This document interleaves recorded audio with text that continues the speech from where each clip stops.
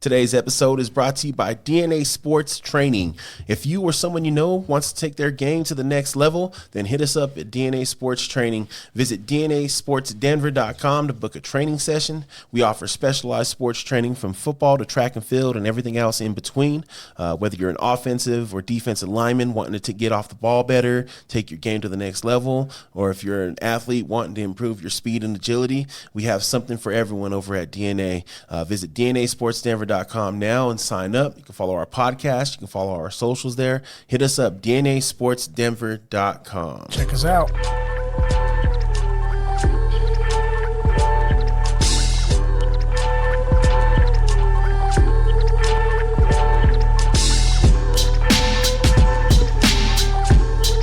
Yeah.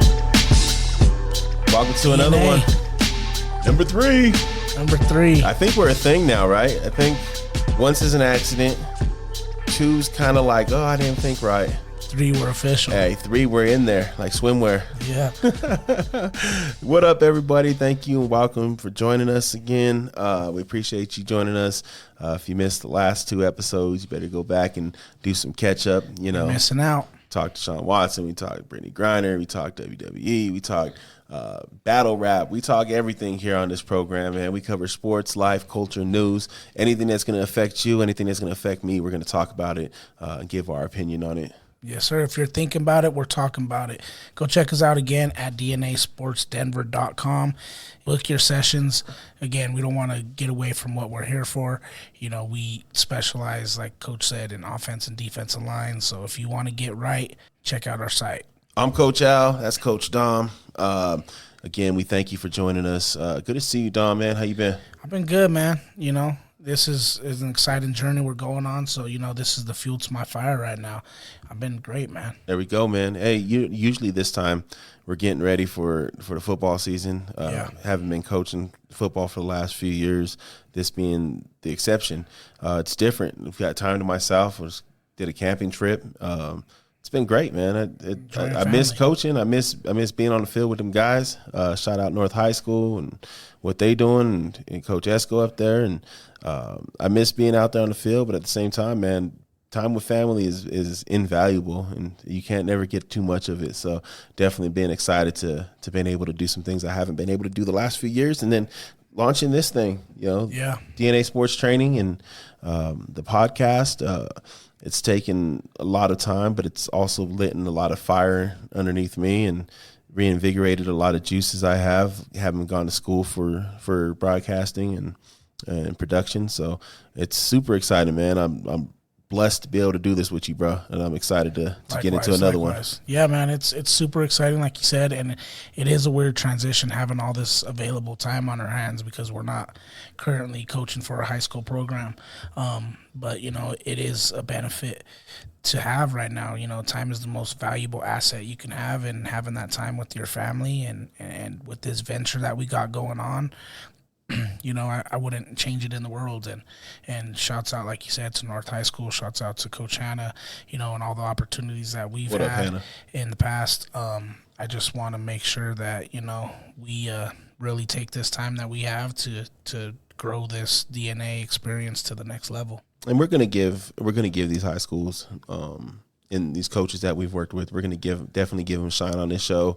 Try to effort them to get on this show, because ultimately, man, a lot of gratitude is paid to these guys, and super thankful for a lot of the opportunities I was given, and a lot of opportunities I earned. So thankful to be here, man. Hey, we've been doing this now, 3rd episode, and we haven't talked about the Nuggets yet. Not once. And I'm ashamed of myself because I'm a diehard Nuggets fan. Probably my favorite Denver sports team is the Nuggets.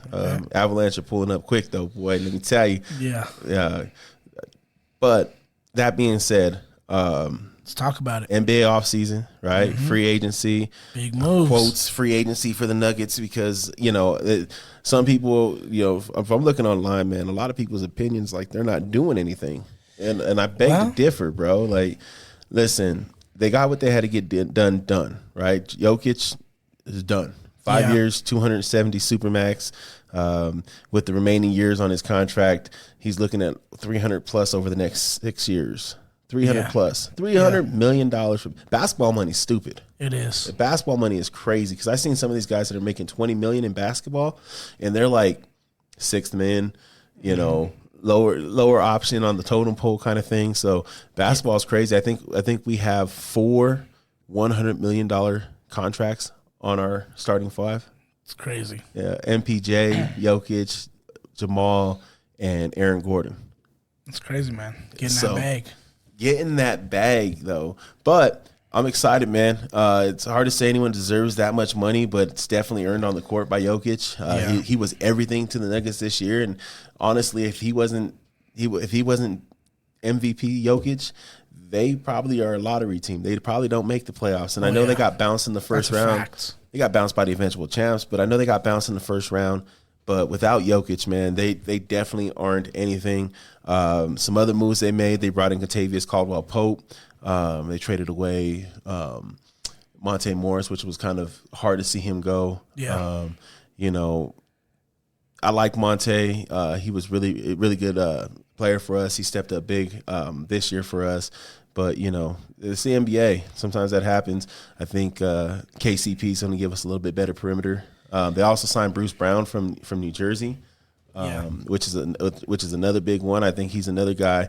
I think we have enough scoring with just Jamal, Jokic, and if Porter can be somewhat healthy. Yeah, I think there's enough scoring there. Bones Highland coming off the bench, or in that reserve role, or even getting spot starts. I think we got plenty of scoring. But what hurt us, man, especially against Golden State, was the lack of perimeter defense. Yeah, and it got to a point where we're overzealous trying to defend the perimeter, and they're just slashing to the bucket. So I think bringing KCP in, who can guard twos, he can guard ones, he can guard a small forward if he needs to, and then Bruce Brown in, he can guard, he's capable of scoring. And also KCP's, I think KCP's 3 is a little underrated too. But bringing these guys in help us out. The draft picks, I forget the kid's name from Kansas. I think he's going to be big for us, especially as he molds into his role and as a shooter. I think he can help us. So don't sleep on the Nuggets, man. I know they've been saying this for the last 3 years since the bubble, that they got potential, but don't sleep on them, man. I'm excited for this team, and I think we got a couple more little moves we can make, but super excited for this team. I'm going to do it to you, Al. This is all facts that you speak, but I'm going to be one of those guys who say, I just don't know if it's enough. I think we were very injury prone, and we need a little bit more depth. We need to pick up some depth so that way if we run into the injury scenarios, we have guys that come off the bench and give us that support that we need. I think with losing Jamal last year, it killed us. And to see him on the bench at the end of the season to where he might be able to go, he maybe not, depending on the situation, he might go. That, to me, that was just, I didn't like it, and I feel like we need to figure out who's ready to play, who's not ready to play, and have contingency plans in place in case injuries happen. It's the NBA. Injuries are going to happen. So we need to make sure that we bring in some suitable depth. Not, like some of the guys, no knock to anybody. Again, this is the NBA, and they're all paid athletes who are very good at what they do. But I'm talking maybe some veteran names, a shot blocker. If Joke is out there, he's not necessarily a shot blocker. He's our big man, but he's not a shot blocker. We need a guy who's going to come in and bring that Marcus Camby feel back to the Nuggets, you know what I mean, and block some shots. Protect the basket. I totally agree with you. They did bring in DeAndre Jordan, but I think that's more just like spot minutes to spell Jokic. I don't see him as like anything as a big contributor. No. Maybe the contribution is giving Jokic some rest down the way. Yeah. Vic Lombardi tweeted out an interview he had with Michael Porter Jr. I think it was yesterday at the Summer League game. And Michael Porter Jr. said, quote, "I think I'm 100% at this point. It's a blessing. I feel good. I'm ready to get back on the court." I think I'm 100%. Yeah. That's kind of scary, bro. And not only that, right, we could talk about MPJ a little bit. Great athlete, young kid. Riddled with injuries, obviously. But when you talk about what's his flaw, I think, on the defensive side of the ball, he could use some improvement, especially around the perimeter. I think he needs to Just that effort. if anywhere, he needs to apply that effort and focus on getting better on defense. Because, in all honesty, that's where we need him the most. You know what I mean? And I don't think he's going to be a great defender, Dom, but just effort, dude. Yeah. Like there's been times where it was frustrating watching him on the defensive end because there was times where he just didn't seem to show effort, and that's all you need. Defense is you know this. Defense is a mindset. It's an effort thing, and a lot of times you can jumpstart your defense by working your tail off and busting your butt, just trying, putting that effort in. And I think with what we have with Michael Porter Jr., we know he's a terrific scorer, but I don't know that he's a terrific effort guy on defense. And so if he can provide a little more effort on defense, I think he'll be a better defender. Yeah. But that's a big if. I think with KCP, we lost Will Barton and we lost Monte Morris, but KCP kind of offsets the scoring. Barton. Yeah. Will was great for us, man, and he was also bad for us. I feel bad for him because it's a stale taste. He was injured a lot. There was just a lot of issues. But I've met him. I got to go to this Nuggets fan party, and I got to meet Will. Didn't get to meet Jokic because the line was too damn long, and it finished by the time that happened. But Will was cool. I think his time ran here. We got Bones Highland that's coming up. He could do the same thing. I think KCP with his perimeter shooting is just as lethal, if not a little bit more lethal. Plus, he provides that defensive element. I think we're good there. I wouldn't mind seeing another big, whether it be a power forward or a center that comes in and can be more of a shot blocker.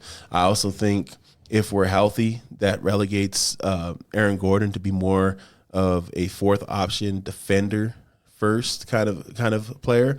And I think in that series against Golden State, the last two games that we played, it was obvious that he can be something like that kind of player. So I think it's just a matter of getting these guys in here, bringing in maybe a couple more vets. I don't know where we're at with the salary cap. I know we're pretty close, but let me ask you this. Based off of injury and his past performance and what he is to this team, do you think Jamal Murray is the right guy for us at the point? I don't think he's a true point guard. No. I don't think he's a true point guard. I think he's good with the ball. I think he can handle the rock well. I think if we had a true point guard here, it would elevate his scoring ability. Mm-hmm. But you got a point guard at center. Yeah. You got somebody that can run point at center. You can bring Bones Highland in as a point guard and move Jamal to shooting guard. And Bones can run the point a little bit. I think they're going to bring back Austin Rivers. He'll come off the bench and run the point a little bit. I think when you have someone like Jokic that can do so much, it's a unique situation. It's kind of like LeBron, back in the Cavalier days where maybe, they had Delonte West and, you can't think of too many of their point guards they had, but you had a guy that can run point, so maybe put another shooter with him. I'm interested to see what Jamal, because I don't think the Nuggets did him a favor last year. I think they should have just called it shut down. Once he wasn't back in March, he's not coming back. I just don't know necessarily, when I think about, championship teams in the NBA in the past, it seems like every championship team had role players, and they played their role extremely well. And when I look at Jamal Murray, sometimes I feel like, where is his role? What is his role? Because is it point? Is it shooting guard? Like you said, because to me, we're more exciting sometimes when our centers, kind of playing that point type of we could play that role, two-man game. So I struggle with this sometimes, honestly. When we could play that two-man game, right, and we can have Jokic and Jamal playing that two-man with the pick and roll, and Jamal either cut into the basket and dishing to Jokic, or they're staying with Jamal and giving Jokic open shots to the lane. That's when we're our best. I'll tell you like this. We don't come back from 3-1 against Utah if it isn't for Bubble Jamal. You're right. He literally carried this team to the point where some folks were like, well, how come Jokic ain't doing this? And then Jamal carried him, And then in the next round against LA, they both became better, right? Jokic became better. Jamal became better. I think not being a good defensive team is what got us down in them series. But is the consistency there, right? Like no, well, because if you remember, right, he came back that next season and it was kind of inconsistent, hit or miss. Injured. And it wasn't until right before the trade deadline that he started getting his feet underneath him again. And I don't know if that's just fatigue because that was a unique situation where you're playing into August and then you're gone for a month and a half and then you're starting up training camp and coming back into the season. So I don't know if that was just a unique situation and that's why he got hurt too. But that 10-game stretch where we brought Aaron Gordon in and we had R4 on the floor, dude, that was some good basketball. I think they went like 9-1 in that stretch or something like that nature. Yeah. And they were storming into the playoffs now. Jamal got hurt, kind of changed things. MPJ was taking questionable shots. Like I think MPJ – If that man can cut to the basket just a little bit more and show some more effort on defense, he'll be a better all-around player, one of our better all-around players on the team, like potentially better to score than Jamal because he has the size to attack the basket. Yeah, dude, he's 6'10", and he can shoot. You know what I mean? But what drives me nuts with him is it's the stop, pull up, shoot. Stop, pull up, take a shot. Like you have an open lane, drive that lane, you know? Man, it seems like that's almost what a lot of the NBA is now, though, is perimeter shooting. You know what I mean? Like it really is. Everybody wants to be the Steph Currys and the and the that's where it happened. And the Reggie Millers of the world. Like, what team can you think of that has won a championship playing outside in opposed to inside out? And you think about it, it started with the Golden State Warriors. With their shooting with Klay Thompson, the Splash Brothers, him, Steph Curry. Their shooting kind of changed the NBA when they won their first title. They showed that you can play outside in. Like, you can play perimeter basketball and win an NBA title. And now you look at the league, and I think three-point attempts are way up. Their three-point makes are way up also. Field goal percentage is kind of, still speaks the truth to it, But I think there's something to be said about that. And I go back to this past season, the NBA Finals, watching, I think it was Game 6 or Game 5. Steph and Klay had a 2-on-1 break, and Steph pulled up for a three. Yeah, and it's just a different mindset, and that's just where the NBA is at now, man. But hopefully, this Nugget window is still open, and hopefully we can climb through that thing because there's a lot of opportunity. But it's all hopes, and hope isn't a strategy. Yeah. And you got to hope for good health and. But if we can put it together, I think, like you say, bring one or two more veterans in on that veteran minimum to come in and just protect the rim. I think we'll be good, man. We'll see. There's a lot of LA's going to retool. They're kind of stuck with that Westbrook contract, but they're going to retool. I expect Golden State to continue to be Golden State, and look out for Minnesota, bro, because Minnesota's like there was a report they were trying to get Kevin Durant, and New Jersey was like, we want KAT, we want Anthony. What is his Anthony? I forget the other dude's name, but they wanted a haul in like 4 first-round picks for Kevin Durant. So. Don't sleep on these teams. It's not over yet. Trying to get better. Yeah. Right. That's what frustrated me after the bubble. I didn't feel like we did a lot to try to get better. I think we should have traded Barton back then. I think we went a year too late. And I keep hearing people screaming to bring back Gary Harris, and I love Gary Harris, but he's another one like Barton where his time ran its course here, and we got some young talent. The Brown kid that we just drafted from Kansas, Bones coming up. Bones really showed himself this past season. So I think we've got a lot of talent to work with and to make things happen. We can't waste Jokic's good years, right? Yeah. We've got to do something with it. We need a big move. We need a really big move. I think we need a Gordon-esque move again. Would you go after after Kevin Durant if you were the Nuggets? That's tough because going after Kevin Durant probably means getting rid of. You're probably giving up Jamal and MPJ, or Jamal and Aaron Gordon, or some combination of your big roster. Because and then how does that fit into the rest of the system? I don't know if Kevin Durant really is a fit for us necessarily, or where we're needing. Thing is, you give up, but ain't no one gonna take Michael Porter Jr.'s contract back. Yeah, no. I can't envision anyone doing that. Yeah, me neither. So that throws a hiccup into it, but we'll see, man. I look forward to the season, and we had a parade for the Avalanche. God dang it, I want to have a parade for the Nuggets now too. So hey, it's overdue, man. It's about that time that they get there and they take it down. We're here for it. But like I said, I think we just need to bring in some more talent to help out the talent we already have in place. We're primed for it, valuable dude. Talent. I mean, the Western Conference is tough, but there's not that one. I guess you can say Golden State, but there's not that one team that's like, God, how do we get past them? Yeah, because even Golden State has its flaws. I think that they're gonna have a hard time keeping that thing together unless some of these guys decide to take less money to stay together, which is always possible. I mean, I never understand how. Shoot, man, if you're winning championships, dude, like, and you're still making like, oh, I'm gonna have to take $10 million opposed to $20 million to win a championship. I mean, going forward, I mean, yeah, I guess that's a big difference in cash, but at the same time, man, like, I don't know, dude, like, how much is too much? How much is enough? And, some of these guys, they don't spend their money right, but some of these guys do. Yeah. So, I mean, look at Tom Brady. He restructures his contract constantly to bring in talent. So, well, we just had a Bobby Bonilla Day on July 1st.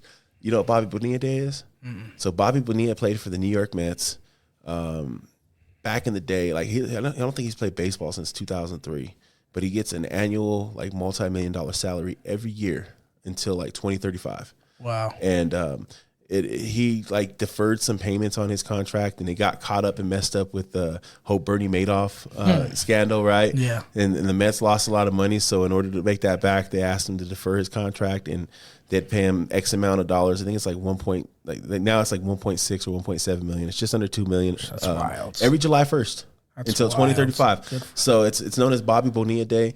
John Elway, Tom Brady, a lot of these, Peyton Manning has done it where they defer their contract.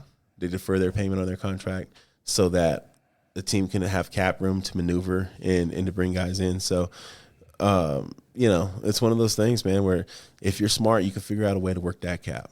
Yeah. You got to have the right people to work that cap, and that's the other part of that question about the Nuggets and whether they have the right people in that front office. We'll see. That's been a question for some time now. Well, Mike Connolly gone now, so yeah. We'll see what happens. See if the Nuggets continue to get better or if they take that step back. I hope they don't, but it's sports. Someone's got to be better and someone's got to be worse, and it never stays the same. You're either getting better or you're getting worse. So. Yeah, that's for sure. And with that, Coach, you're talking about being smart and learning how to work your money and having smart people around you. That starts at a very young age. And that leads me to our next topic. I want to talk about what it means to be a student athlete, eligibility, recertification, recruitment, accumulative GPA, things of that nature. All the time in high school, you see these kids that come in as I played this and I played for this team and we won so many championships as a freshman, and they're really naturally gifted athletes, but they struggle in the classroom. And you see kids that, you pull your hair out because you want them on the sideline when you're playing in a game on a Friday night. But unfortunately, they didn't meet the deadline on Thursday for eligibility, and they can't play. So I want to just touch base on this a little bit and talk about why it's so important for these kids to really take education seriously and why it's called student athlete. And the student is before the athlete, and I feel it needs to start at the youth level. I think more youth coaches need to hold kids accountable for their behavior off the field, meaning at home, in school, and with their education, their grades. Because by the time it gets to high school, sometimes it's too late. Habits are already created. And these kids don't realize that if you're really looking forward to play any sport at the next level, they're not just looking at what you did your senior year. They're looking at what you did freshman, sophomore, junior, and senior year, both on and off the field. So I just like to, bounce back and forth a little bit on this topic and kind of pick your brain a little bit and talk about some experiences that we've both been through together when it comes to this topic, Well, I can tell you as a coach, nothing's more frustrating than going through your roster of available guys and happen to cross people out as not available because they didn't do their part of the deal. Mm-hmm. I think as a coach, you put a lot of time and effort into finding success and trying to be the best team that we can be. And it can be frustrating if everyone else isn't carrying their weight, right, and doing their responsibilities. Yeah.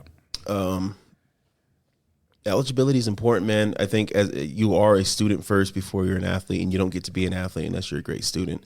And I know when I was coaching youth, we used to do grade checks and we used to ask for progress reports and all that stuff, because I think setting the tone and creating the example of how it should look going forward should start at that young age, because you create bad habits when you're young. It's like getting a kid that was coached a bunch of craziness or different, things that it's hard to break them habits. So I do truly believe that grades are always matter the most, and no matter what. I was fortunate during my high school career to be able to be recruited, and I got stacks of recruiting letters and visited schools and got calls from schools and whatnot, and it was a fun experience. Yeah. The most humbling experience in that journey, though, was I was invited to go up to the University of Colorado as part of. Let's talk about it. So there's 50 athletes. 50 football athletes that were invited to the University of Colorado. It was called the CU Junior Hoops Day. So it was my junior year going into my senior year. It was the spring of my junior year, right? And they bring us up, man. They fed us, like they had a ridiculous spread overlooking Folsom Field. It was dope. They had all the jerseys hanging on the wall of every player they sent to the NFL. Got to meet, at the time, it was Coach Gary Barnett, Sean Watson. Got to meet all these huge figures in Colorado football history, and got to meet them, sit down with them, have lunch. Gary Barnett sat down with me and my dad and my friend James and his dad, sat down with us, talked to us, just was really welcoming. It was awesome. That same day, we toured the facilities, got to go see a basketball game over there. They gave us some basketball tickets. But then the fun part was I got to sit down with the offensive line coach. You got to sit down with your position group. And sat down with the offensive line coach, and he's breaking down my film. Yeah. Man, I really like this about you, really like that about you. What do your grades look like? And unfortunately, I wasn't the best student in high school. And it bothers me to this day, and it's one of my bigger regrets is wouldn't necessarily put in more work on the field. I would have put more work in on the classroom, because I already had the things that you can't coach. I was 6'3", 320 pounds my senior year. My junior year, like I had the size, all the intangibles. Yeah, the things that you can't coach, I had, but I didn't have the part that was the most important, which I didn't know at the time. It was my grades, and so I told him what my grade point average was, and he turned off my film, like right then and there. He's like, oh, "Okay." He's like, "I couldn't get you into school if I wanted to, man. So I'm just gonna continue on." Yeah, and it was heartbreaking. The rest of the day sucked. Even though it was fantastic, the rest of the day kind of sucked to me, because I knew it wasn't going to be an option. And I knew no matter how good I was on the field, it wasn't going to be an option. And I think when kids don't take their grades right, and it's important that you share this topic, and I like that you put this topic up, because we have a lot of athletes that listen to us, a lot of the kids that we coach listening to us. And it's important to understand that if you're not doing your part with the grades, you're limiting yourself, your potential pool of opportunity, if that makes sense. Like every time you drop a letter grade, it limits the amount of schools that you can go to, right? So you need to really, as much work as you put in on the field, you got to put, if not as much more, on in the classroom, because your grades matter always. There's no point where grades don't matter. And it's really one of the only things you control in the process. You have no control over who comes and looks at you, who wants to talk to you, none of that stuff. But you do control what your work effort is in the classroom. Yeah, and you shed light on your story a little bit. I think grades and off the field behavior go hand in hand. When you start to struggle with grades, that gives you more idle time because you're not getting that playing time, and you start to get in more trouble. And that was kind of the route that I went down as a kid. Is I didn't take school seriously either. When I got into high school, it was more about hanging out, being in certain parties or being in certain groups and not taking education or sports serious at that point, and it led me down the wrong path and unfortunately led me into some trouble, which I regret to this day, but I also am appreciative of it because I can come back today and tell the athletes that they shouldn't make the same mistakes as me and they should take that time seriously. If you're going to be in school, then don't play with that time. because time's never given back. So when you're in school, take it seriously, take sports to the extreme and give your all in sports, but also give your all in the classroom, because if you can't give your all in the classroom, you'll never be able to give your all on the field. And the minute you get pulled, take the field taken away from you, it's devastating. I see kids all the time that, are really good athletes, and the minute they can't play because of eligibility, then behavioral issues start to happen. Yep. And you start to see them get in trouble. And some kids, go down the wrong path and may end up in jail. Some kids may end up, victims of violent crimes because they're in the wrong situation at the wrong time. Yep. Because they couldn't get things together while they had the time provided to them. So all you athletes out there, take this serious, because, not only does it make you a better person in life when you succeed in school and you get that education behind you, and you have the confidence to speak to certain people in certain rooms when they're talking certain things that you may have learned in school, take that time seriously, because, you're there for a reason. You're there to get smarter. You're there to grow as a human being, on the field and off the field. So, education is very key. It's critical.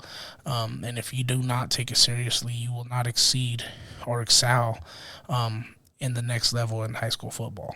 It's like the old saying, and you look at it as more of a positive kind of, outlook. But it's like when one door closes, another one opens. And it goes the same thing with sports, in terms of, like, if you're ineligible or you're unable to play because of your lack of grades or whatever, sometimes one door closes, that being football, and another one opens, and you walk through it, and it's a lot worse life and a lot poorer decisions to be made. You're looking to be a part of something, and you find yourself in a gang, or you find yourself doing things, robbing or stealing or whatever. Idle hands are the devil's playground, is what they say, right? Yep. And I think when you're actively involved in sports, you kind of keep yourself out of trouble. You keep yourself busy. It's kind of the focus, right? But when you take that away from you because your eligibility isn't right, it just leaves open the possibilities for you just to get into more trouble. So it's definitely important. You want to be on the field. You need to be in the classroom. Don't go through life with the regret of not doing it the right way when you have an opportunity to do it the right way now. And if you haven't been doing it the right way, change your ways. You always got time to change your ways, right? As long as you breathe and as long as you got breath, you got an opportunity to change. So be the change that you want to see and go on and do your thing. Preach. Hey, man, that was, we leave that topic on some well said things, and I think everybody needs to, go back and listen to this segment and take it from two guys who lived on both ends of that spectrum and seen it affect them in the similar way, where Coach, was a highly recruited high school athlete that unfortunately, didn't get the opportunities to play at certain schools because of grades. And then you got me on the other spectrum, who never took it seriously from day one once I got into high school, and kind of gave in to the off the field temptations, and at a young age ended up incarcerated and looking at jail time for crimes that I didn't commit, but I was just in the wrong place at the wrong time, and later was totally well, I think that's what people miss with it. Like, you don't get to choose what place you're in and whether the time's right or not. Mm-hmm. Like, you might miss out on practice or on a game because your grades aren't right, and then end up in the wrong place at the wrong time. Mm-hmm. Like, life is so fickle like that, where the craziest things happen when you're not expecting them, and we could never expect the unexpected. So, I think our life experiences, if you don't take anything from us, just take the fact that, and this is with any adult or any kind of OG or, anybody that's been through the fire, right? You got to understand it. Listen to, there's value in their words.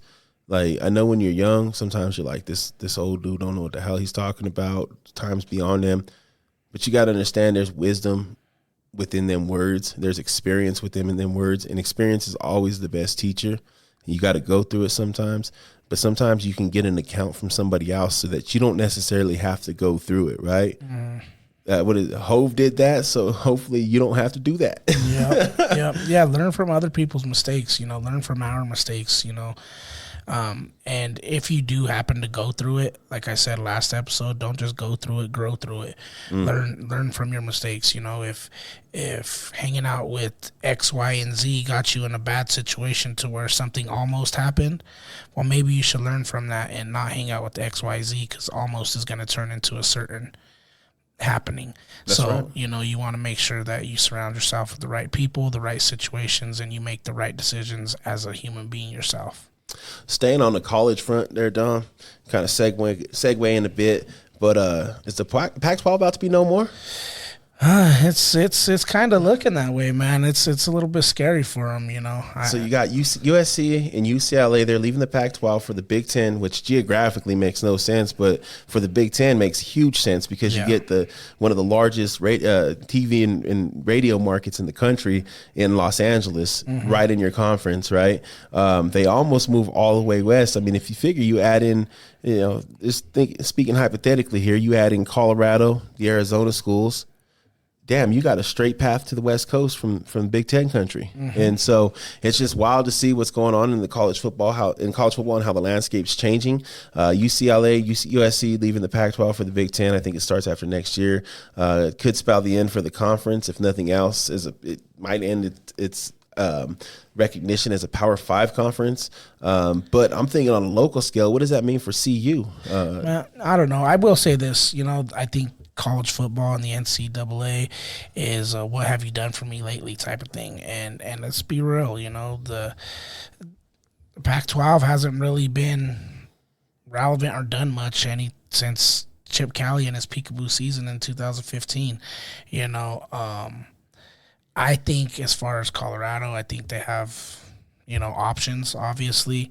I think by 2023, the Big 12 is probably going to be split up into two divisions with the amount of teams that are going to be in it.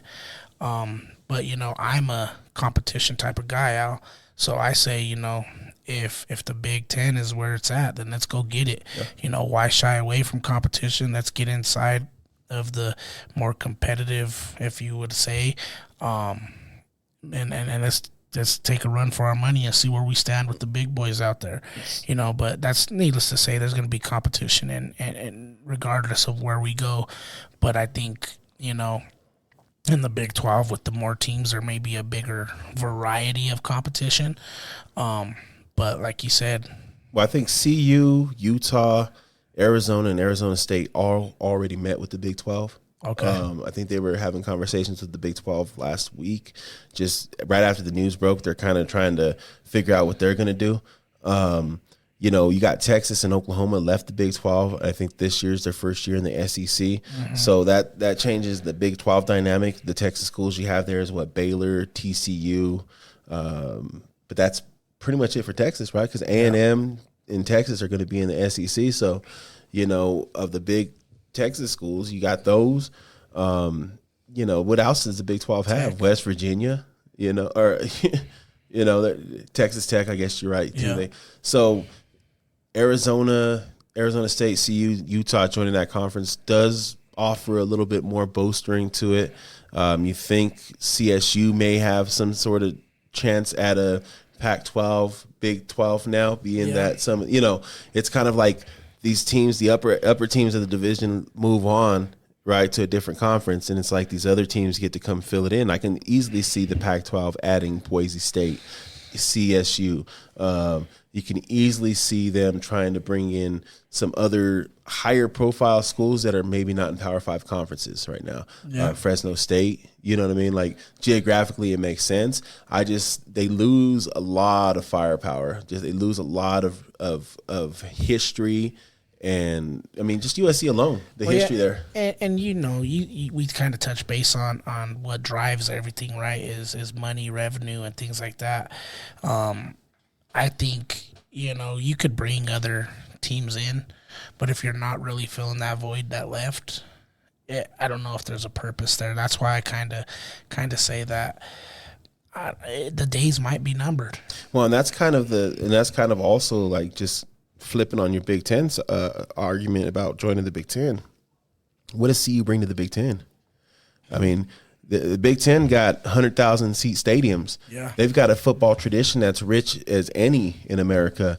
What does CU bring to the Big Ten? Because they don't have a big stadium. Their football facilities aren't up to snuff. And if you think about the teams that are perennial contenders in the Big Ten, you're thinking of Penn State, you're thinking of Ohio State, you're thinking of Michigan, you're thinking about Wisconsin.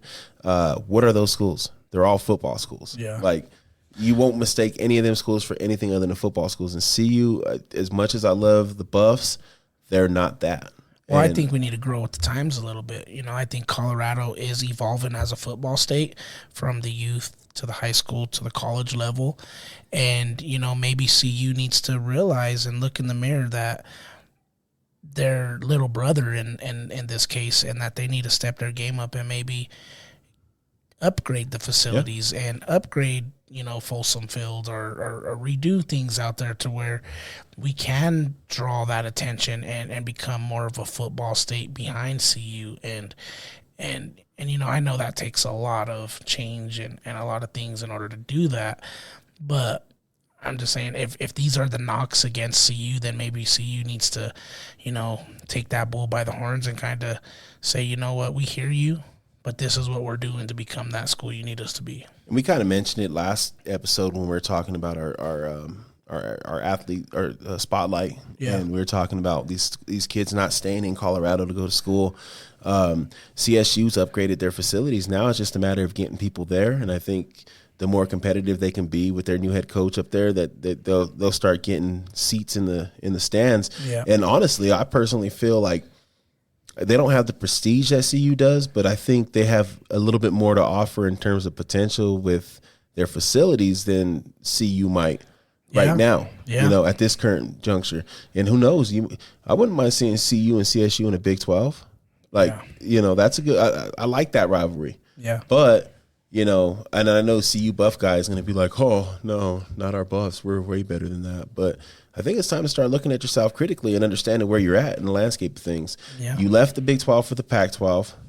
Pac-12 hasn't worked out too well. It's outside of one season, it's been a nightmare, very uncompetitive.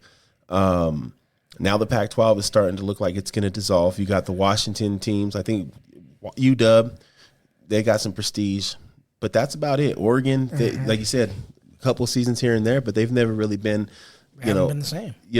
They got that Nike money, and that Nike money speaks a lot. But I mean, at some point, losing USC and UCLA is going to hurt that conference, and so it's just interesting to find out what happens to that conference.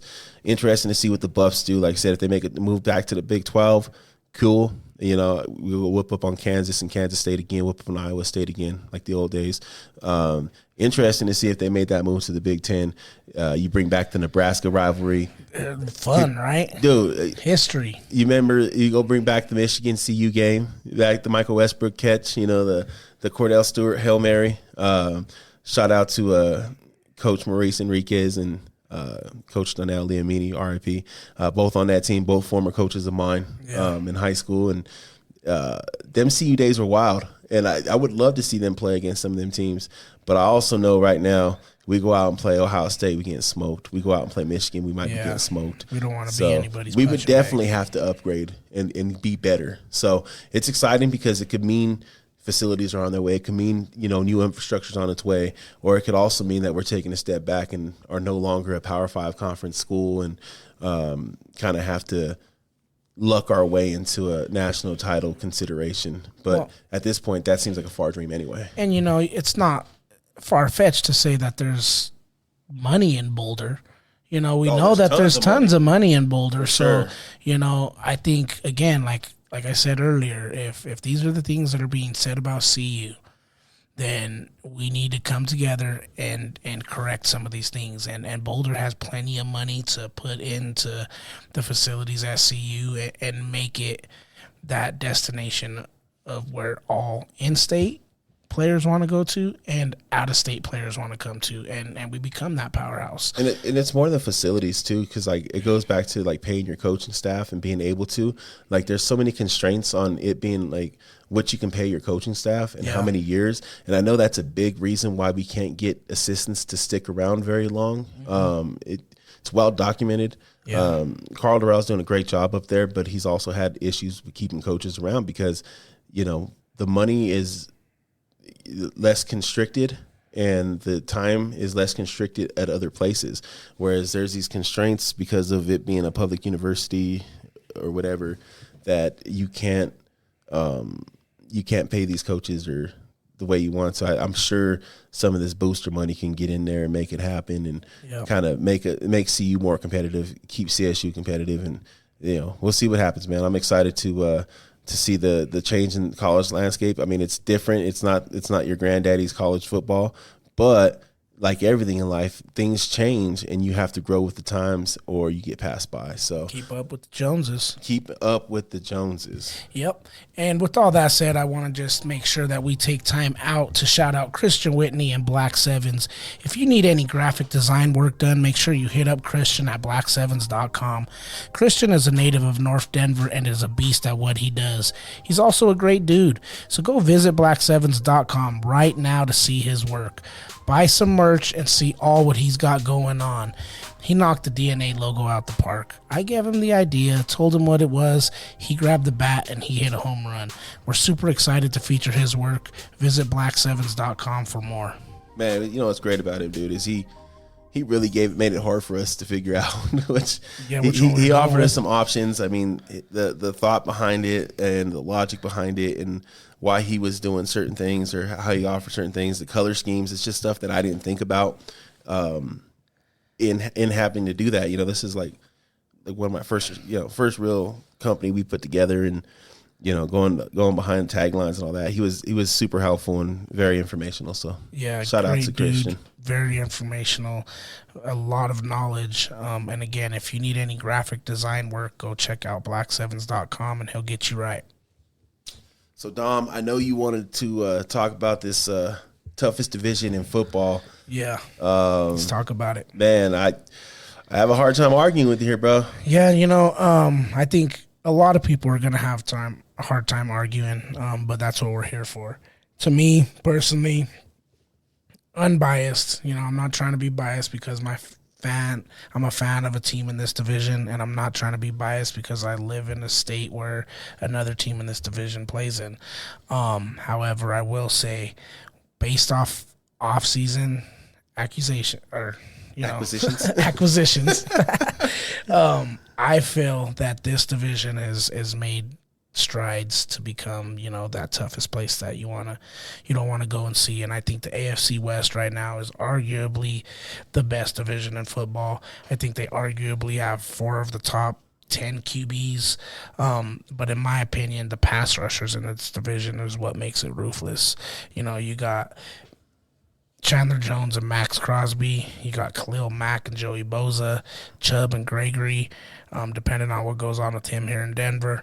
Then you got Frank Clark and Chris Jones over in Kansas City, man. That's grueling to be a quarterback and have to come into the AFC West. You better be prepared to run that week because you are going to get chased down by these guys, And then just to see like Denver bring in Russell Wilson to be their quarterback, and then the Raiders counter that and bring in Chandler Jones, the guy who sacks Russell Wilson the most, is just the level of competition in the AFC West is super exciting.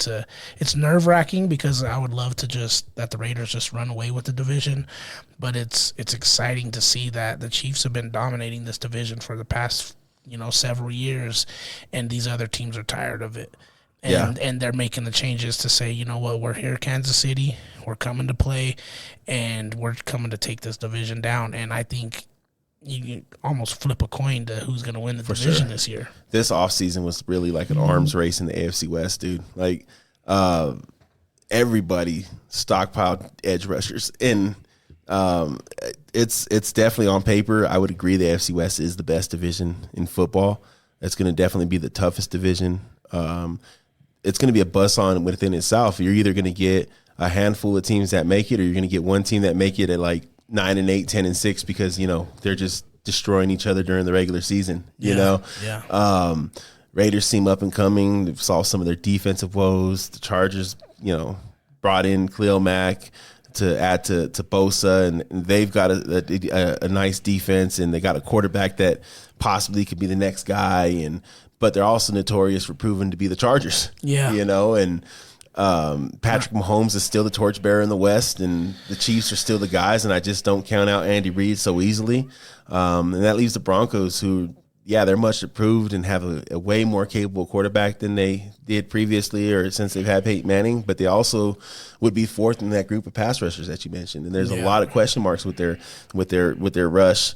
And they got Patrick Surtain, and they've got a decent secondary, but secondary don't mean nothing if you ain't got a pass rush to get to that quarterback. Yeah, it's all a combination thing. It works together, bro. If you got a good pass rush, you can get by with mediocre secondary play because they're getting to the quarterback a lot quicker. But also, if you have a weak pass rush, you can have Champ Bailey out there, and they just don't throw to that side, and they attack you other places. Yeah, that's for sure. And I think, like you said earlier, Pat Mahomes obviously is still the torchbearer of this division, and the Chiefs are the team to beat. Andy Reid is a genius. His play sheet is huge, and he uses every play that he puts on that play sheet. But don't sleep on Josh McDaniels, bro. I mean, he has worked with the GOAT of this coaching thing and Bill Belichick, and honestly, the way he schemes up offenses is really, truly remarkable to see.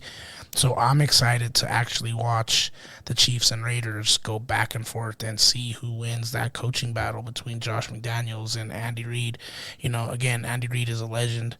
He's, not taking anything away from him, but I think, Josh McDaniels is that young pup who wants to come in and prove that he can fight with the big dogs, and I think he has the team to do it.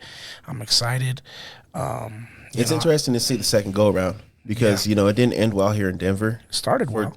It started really well, 6-0, and then they lost 8 of their last 10, and finished 8-8. But I think he was super inexperienced when he first took over here in Denver, and he tried to do too much. Yeah.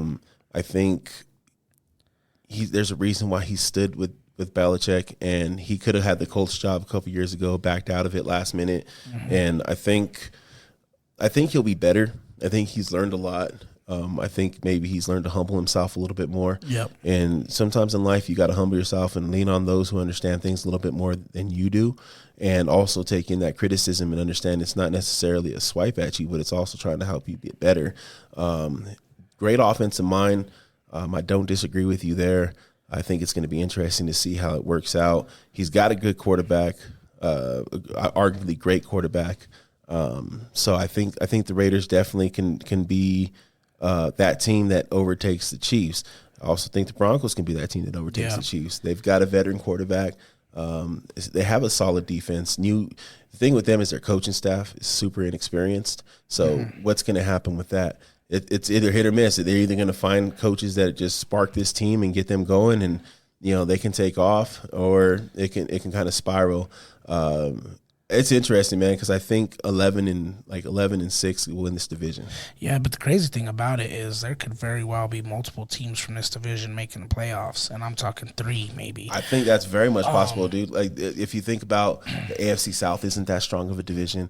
AFC East traditionally hasn't been that strong a division. I'm a Miami Dolphin fan, but they've sucked, and so is everyone else in that division. North is decent. I mean, can't sleep on the North. I think Baltimore for sure. I don't know. It's going to be interesting to see the transition with Pittsburgh, what they go through now, transitioning from Ben Roethlisberger. Cleveland without their starting quarterback, but with a capable backup. And then Cincinnati is just up and coming. So it's interesting to see if Cincinnati can keep that momentum going. It's always a year after you lose the Super Bowl that you kind of fall back. In injuries, or the NFL is for sure not for long, and injuries always take its spot and precedence. But if you had to pick right now, and I know where your allegiance lies, but what would you say? Who's going to win the division in the West? If I had to pick right now, everything's equal. Teams' injuries, what they are right now, just Honestly, I'm not even going to give you my biased opinion. I'm going to go with what I said just a couple of minutes ago and say that I feel that it's truly a coin toss. I think obviously I got to give the respect to the Chiefs, and I think the Chiefs are that team to knock off of the pedestal. But I really also don't feel like the Chiefs done enough this year. And sure, it would be easy for me to say that the Raiders are going to run away with this division. However, if history repeats itself, we've kind of had good situations to where I've felt this in the past, and we've kind of, for lack of words, shit the bed. So I think that if you were putting a gun to my head today, I'm going to say the Raiders just because that's my team. However, I'm not sleeping on any of these AFC West teams, man. I think it's going to be, like you said, it's going to come down to the meat and potatoes of the season and see who wins the heads-up matchups. But I'll go with the Raiders. That's Coach Dom really, really riding the fence and not trying to be fanboy for sure. Yeah. Interesting, though, because last week of the season, the division can come down to the last week of the season. Could. And literally because the Raiders play the Chiefs the last game of the season in Oakland or in Las Vegas, right? Yep. All right. And the Broncos play the Chargers. They do. And so if this division is a buzzsaw like we think, and it comes down to tiebreakers, and the week before the last game, the Broncos play the Chiefs. So, it can come down to some sort of like three-way tie, and whoever wins, that game can make a difference. Yeah. So right now, if you had to put a gun to my head, I'd say the Chiefs just based off of what they've been through. But I also am not ignorant to the fact that time is never on your side when you're a dynasty or when you're a great team. And your players grow older.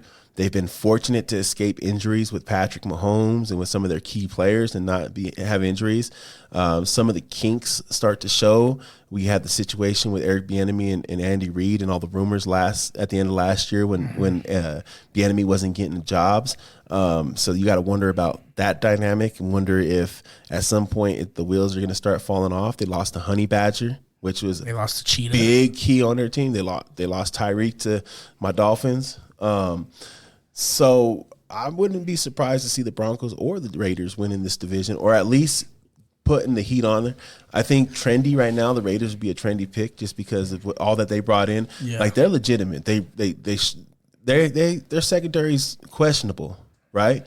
But them two edge rushers they have make up a lot for that secondary. And then the weapons they have on offense, when you look at inside out, you got your tight end, you've got a decent, if not, serviceable running back, and you got a great wide receiver on the outside. And then they got a perfect person to deliver that ball to him. So I could see why the Raiders are a very trendy pick to win that division. They've kind of been bubbling a little bit. If you can figure out last year and how they got through everything they got through with all the noise going around to them. And it's definitely there for the taking. So I would not be surprised if the Raiders or the Broncos were able to challenge for this division. I still don't believe in the Chargers, bro. And they might be the second most talented team in the division. I was just getting ready to say, I think my pick, obviously, as being a Raider fan, is the Raiders. But man, we're sleeping on these Chargers, bro. Like they've been. That last year, right? If we would have just tied in our last game versus the Chargers, we both make playoffs. Yeah, but then they charged it up and called a timeout. No, I know they did, but they brought in the Khalil Mack. Yeah, they brought in Jackson to their secondary is probably the best secondary in the AFC West this year. I think their defense probably is on paper the best defense in the AFC West right now. I wouldn't if I was. They were damn good last year without Mac. If I was to pick anybody besides the Raiders in this division, I think it would have to be the Chargers, Coach. Honestly, it would be the Chargers. We'll see if Herbert can take that jump. He's definitely more than capable, bro. Like he's probably the second best quarterback in the division, and it's hard to say that because I do like Derek Carr a lot, and Russell Wilson is really good and has been great over his career, but. It's hard to pick, dude, because those four teams. Have you ever seen a division send four teams to the playoffs? No, I don't know if it's possible. I mean, maybe. I guess anything's So possible. I guess right? what we got? We got 7 in the playoffs, right? Yeah. So you go. If your 3 division winners are the North, South, and East, and then your 4 and then your 4th would be the West, right? And then it leaves 3 wild card spots. So it's possible.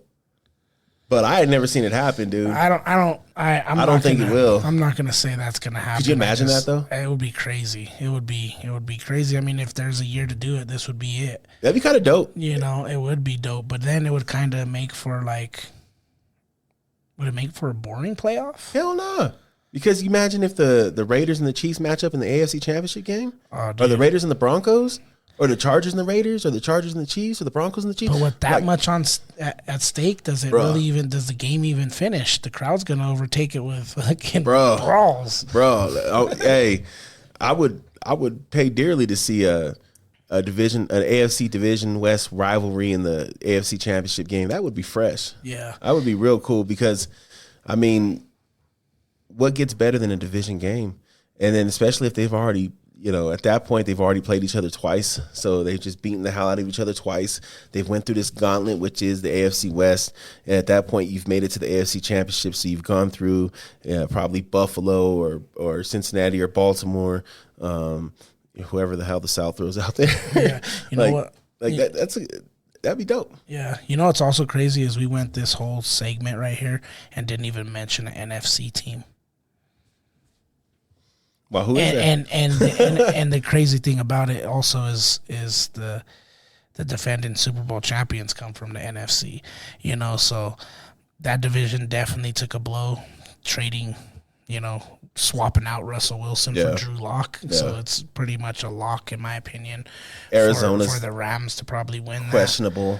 Yeah, Arizona will see what they could put together. The Niners could be good. Like the Niners have a defense. The Niners have a lot of pieces. They did lose some pieces. See if Debo gets traded. I think the West on both ends of the spectrums are probably the best divisions in those conferences. Yeah, because the NFC East sucks. But I think like I said, the AFC West is going to make a lot of quarterbacks uncomfortable. And speaking of uncomfortable, Coach, you kind of got me in a little bit uncomfortable predicament with this next topic we're about to discuss, but I'll kick it over to you to kick it off. We're going to go segue, man. You enjoy fishing or things that are native in Colorado? I'm a Colorado guy. I'm not going to say I dislike them, but I'm not a big fisher either, so I'm not going to sit here and cap. All right, well, I am. I love fishing. I'm not a big fisher. I'm like a hobbyist, I go fishing all the time. I just got back from Antero Reservoir, and I try to go fishing a lot. I enjoy it, man. It's great, peace. But I love things Colorado, man. I'm born and raised here, like you. But the Colorado Parks and Wildlife are putting together a crew of biologists together to embark on a mission and try to find a species of cutthroat trout that hasn't been seen in Colorado since the early 1900s. I'm talking about the yellowfin cutthroat trout. So cutthroats are cool looking trout, man. They got like this big, like bright red kind of like line going across behind their gills, so it looked like their throat's been cut. Yeah. But they're a protected species here in Colorado. The greenback cutthroat is a protected species, and they're a native species to Colorado.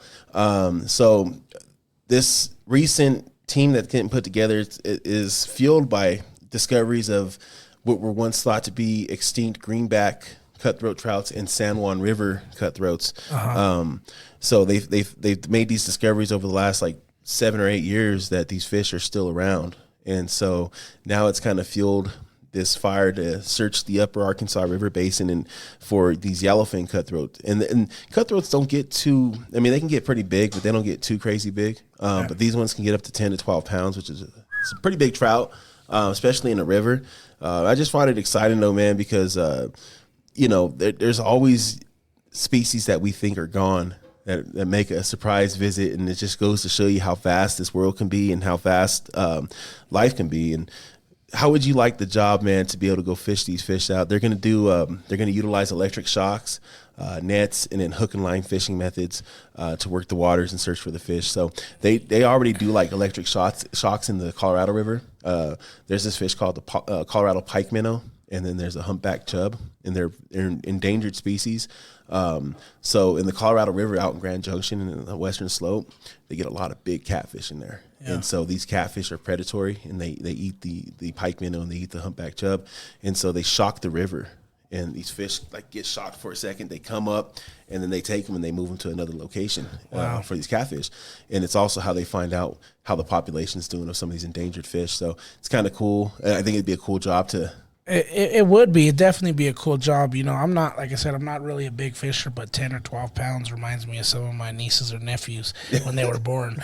You know what I mean? But anyway, you know, I do love when they do research like this, but it also poses another question. You know, you mentioned shocking the fish and things of that nature. Does that have an impact on the fish or on the current like fish population, that while they're shocking fish, does it like hold a long-term effect on them? Or, you know, are we going to have these crazy roided out shock-waved fish going into other populations? I don't think it's like that. I think they stun them. Okay. And so it briefly stuns them. Like I said, I know they do it. They've done it to the Colorado River to get large catfish out of there. I was just reading the story, kind of like, you know, the Colorado River basin's running pretty low right now. Yeah. Lake Powell, Lake Mead, some of the lakes that it feeds are at all-time low depths. And I was just reading the story about out in Lake Powell. They found smallmouth bass within the river, and they've never had a smallmouth bass in the river before. Yeah. They usually stay in the lake, but being that the lake's so low, something with the way it's dammed and everything like that, they're able to escape and get out into the river. And these smallmouth bass are eating the humpback chub, which are an endangered species. So they're working out there trying to figure out ways to mitigate that, just doing the same thing, shocking, removing them and putting them back in the lake. But it's just something that they've been doing for years. As far as like the fish population, I think it helps boost it a little bit, like the native species of that river, because like some of these fish are invasive species. So they're not like the catfish aren't native species to that river. Mm-hmm. They've escaped lakes and made their way up the river. I think the Colorado Parks and Wildlife does the same thing in some squatters. Lakes. Yeah, pretty much. Yeah, they do the same thing in some lakes with like northern pike. Have you ever seen northern pike? Yeah. So they do the same thing with that, where like at 11 Mile, if you go to 11 Mile and you catch a northern pike, it used to be back in the day, they used to have to be like 36 inches to keep them. Now it's illegal to return them back to the water, because what they do is they kill the trout population and the salmon population at the lake. Well, that's what people go there to fish. They get really large salmon there. And so these fish are just decimating the populations of stocked fish. And so they want to remove them. It's wild. You ever seen them stock the mountain lakes? I haven't. Dude, if you ever get a chance to YouTube that, they literally fly in on these little prop planes, dude, probably about, 20 feet off the water, and just release the hatch. And then you just see all this water and all these little, and they're like little 5-6 inch fish. They just drop them. And it's like, they do it in like 3 or 4 different little segments. They'll fly by the lake, release, fly a little more, release. And like to be the guy that misses that. Bro, I'm watching this and I'm like, well, they're dropping them from the sky. Like, don't them fish die, dude? But apparently it's safe to do, and they've been doing it for years, and it's the most productive way to stock some of them lakes up there and to reintroduce some of these species of fish. So I don't know, man. I'm all for it. I like obviously if you caught a yellowfin cutthroat, you probably couldn't keep it. You'd have to return it to the water right away. I enjoy fishing, and I also enjoy Colorado. So let's see some of these. Plus, it's a beautiful looking fish. Yeah. Hey, man, I'm here for it. I'm intrigued in the story. You know what I mean? Again, anytime we're doing any kind of research to prolong the life of an endangered species, I agree with it. And you're a big fisher, I'm not, but maybe this year, we have all this idle time. You can get me out on the lake. Let's go. Get me out at the river, and we're casting a line and well, the most important feature to have when you go fishing is like a 6-pack. Hey, I'll bring those. It's some good relaxation, good recreation, but nah, man, it's a good time, bro. I'm down for it. I think it would be remiss of us, Al, if we didn't kind of touch base on this next topic. But I want to start it out with just a few facts. The 2 highest IQ scores in recorded history belong to women. Women earn more than 60% of all of our college degrees in the United States. Girls' brains factually just mature 2 years earlier than boys. On average, they live about 2 to 5 years longer. We need women around, right? And we need to protect their rights, and they deserve the right to be equal. They deserve the right to control anything medically related to their bodies. I have a mother, sisters, aunts, cousins, grandmas, a wife, and daughters.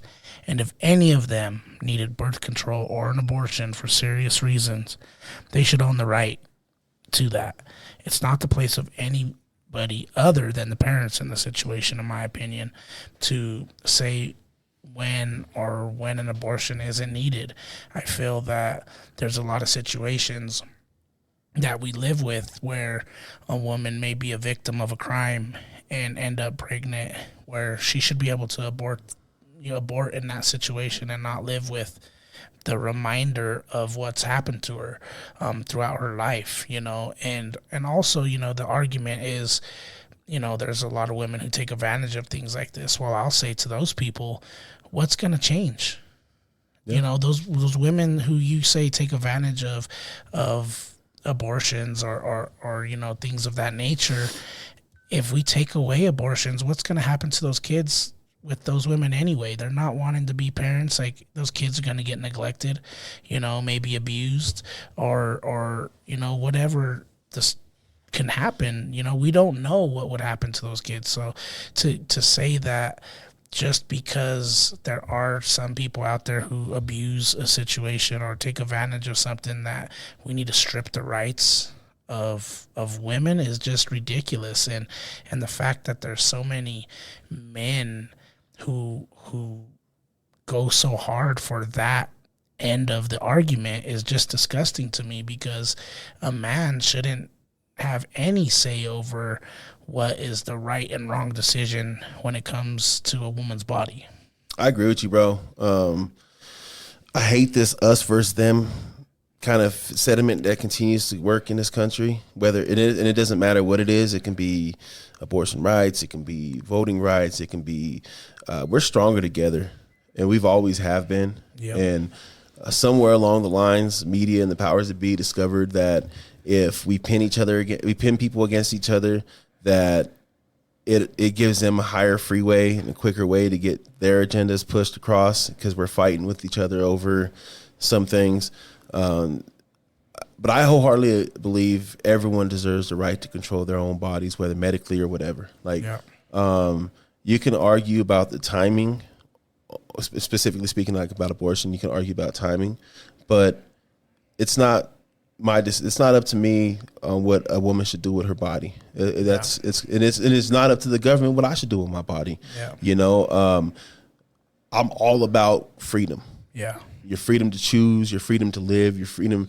I'm a weird person, bro, because I'm pro-choice and I'm pro-2A. Like, I'm a weird person. Like, I feel like I'm on both ends of the spectrum, but I'm about a person's right to be able to live, right to be able to decide what medically happens with them. It was a big deal with the vax mandates, man. And me and you gone over this when we were coaching together, and the argument was never from an anti-vax kind of feeling. It's just about medical autonomy feeling, like you should be able to do medically with your body what you seem fit to do with your body. Sure. If you find a treatment that for cancer that is better for you outside the country, you should be able to go and get that treatment. I have a friend whose daughter has super bad arthritis, and they're unable to find viable treatments here in the States because of the cost. Yeah. And he literally just went out to Panama with his family to get his daughter this treatment. And it's the cost of it's way cheaper out there than it is out here. And it's a viable treatment. And we should have the right to choose what we do with our bodies, and especially women. A lot of these laws that were written up on abortion were written up before women even had a right to choose. So historically, women's rights have been a situation in which they haven't always had the same luxuries that we have as men. But yeah, man, there's no way I should tell my girl what to do. Like, I might not be happy with her decision. Sure. And I might question certain timing elements of her decision. But that's not up to me. It's up to her and whatever entity she believes in, whatever God she believes in. You know what I mean? That's on that person. It's no different than if I wanted to kill myself. Yeah. Like, it's kind of a weird, touchy feeling, touchy go subject, but at the same time, like, man, your life is your right. And I know sometimes our lives affect other people, and so that's where it starts to get gray.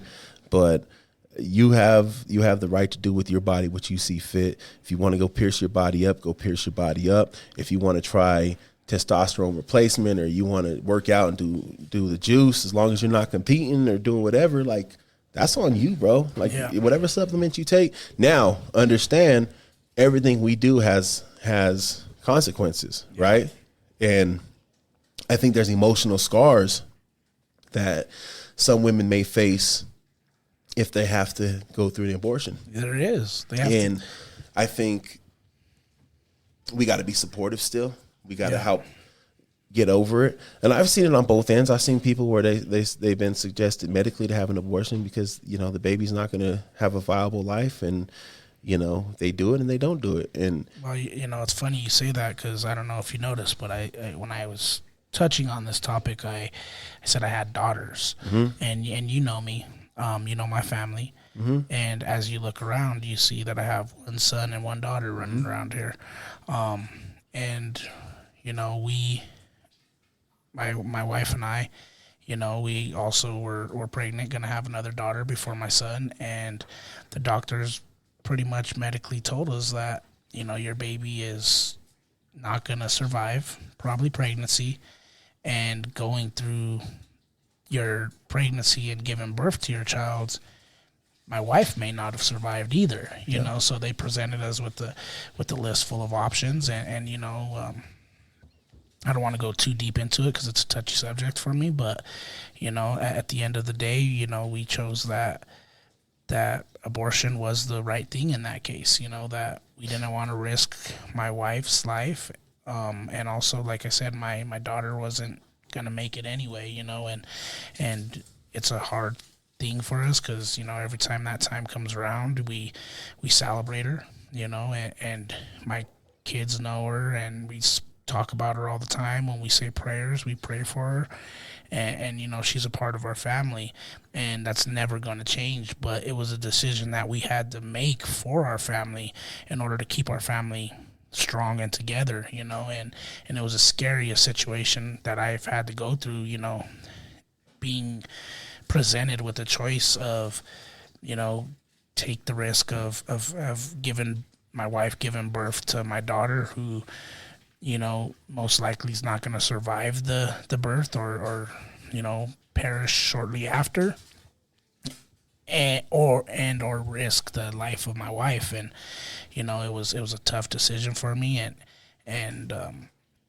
you know, but I would make the same decision over again if I had to, and that's why I believe that for us as a country to try to strip this right away from women is just, you know, it's disgusting. It's taken us back years and years of progress of what we made in our country to like you said, when the rights were first written, you know, and we can't take steps back as a country. We got to continue to move forward. We got to continue to treat each other how we want to be treated. You know, when you're a kid, your parents say, you know, treat people how you want to be treated. You know, give respect to get respect type of thing. And I just don't understand why we're losing that as a country. For sure, man. And I appreciate you, man, because that's not an easy thing to share. And it's sometimes not a thing that we want to share with the masses, because whether we care what people think or not, people are still people. Yeah. And people still say what they say, do what they do, act like they act. And so it's commendable to be able to share that and to be able to get perspective, because I don't think people always understand. I think it's easy, going back to what we said in the last episode about always being two sides of a story. I think it's easy for people just to see the negative in something, but they are unable to see the positives in things, and unable to see the benefits in things. And we're so tribal, we get so close-minded about things that we're not so easily able to show empathy to somebody else's point. And, you know, I don't agree with everybody on everything with that topic. I feel there's certain timing aspects that are kind of weird. Yeah, for sure.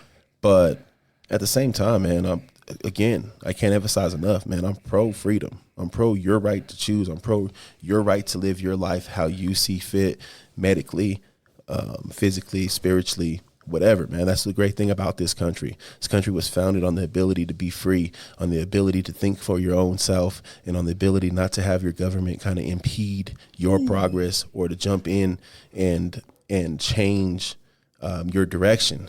And regardless of what side, they're both guilty of it, of overstepping, overreaching, and trying to dictate how we live our lives and what we can put in our bodies and what we can do.